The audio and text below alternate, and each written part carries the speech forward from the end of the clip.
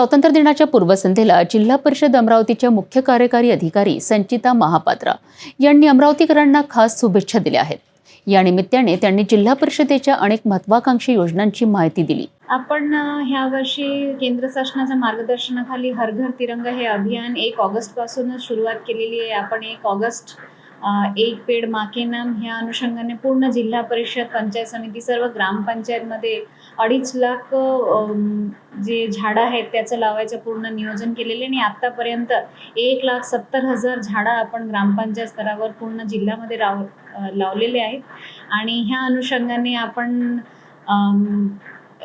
Independence डेच्या अनुषंगाने भरपूर कार्यक्रम आपल्या शाळा असो पंचायत समिती असो तिथे रंगोली कॉम्पिटिशन, क्विज कॉम्पिटिशन, ते सेल्फी विथ तिरंगा असं वेगवेगळ्या निरनिराळ्या आपण कार्यक्रम आता घेत आहोत।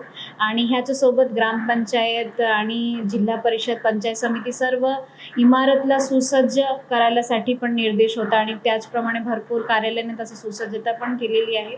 13 ऑगस्ट पासून आपण प्रत्येक शासकीय इमारतवर झेंडा पण फडकवलेले आहेत आणि 15 ऑगस्ट रोजी जसं आपला दरवर्षीच्या पद्धत असते तेव्हा ह्या वर्षी पण आपण झेंडा जिल्हा परिषदमध्ये फडकवणारच आहोत।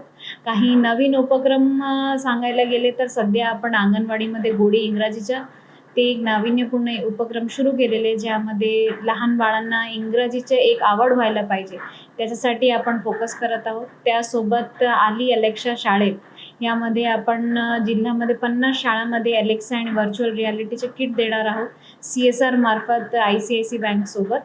आणि त्यासोबत कुपोषणसाठी जे कमी वजनाचे मुलं आहेत त्यांच्यासाठी आपण मदर अडॉप्शन अभियान अभियान आता सुरू करणार आहोत आणि हे तिघी आपण माननीय पालकमंत्री महोदयांच्या हस्ते उद्घाटन करून हे पूर्ण जिल्ह्यामध्ये राबवणार आहोत। सर्वांना इंडिपेंडन्स डेच्या खूप खूप शुभेच्छा। सर्वांनी स्वतःच्या घरामध्ये पण हर घर तिरंगाच्या अनुषंगाने झेंडा फडकावा त्याच्यासाठी सर्वांना आवाहन करत आहे। धन्यवाद। जिल्हा परिषद अमरावतीच्या मुख्य कार्यकारी अधिकारी संचिता महापात्रा यांनी स्वातंत्र्य दिनानिमित्त दिलेल्या या संदेशातून जिल्हा परिषदेची विकासाची दृष्टी स्पष्ट दिसते।